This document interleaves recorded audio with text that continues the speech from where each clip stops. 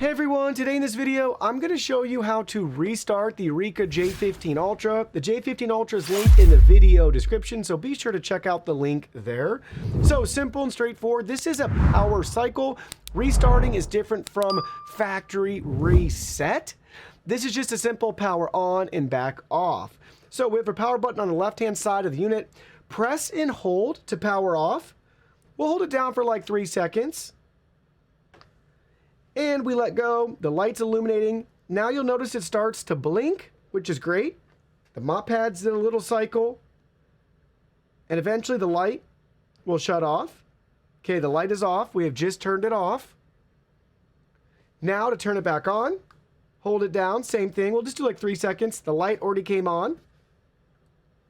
It's blinking. We'll hear a startup chime and prompt. Connecting to the network. Please wait. Connected to the network with a chime.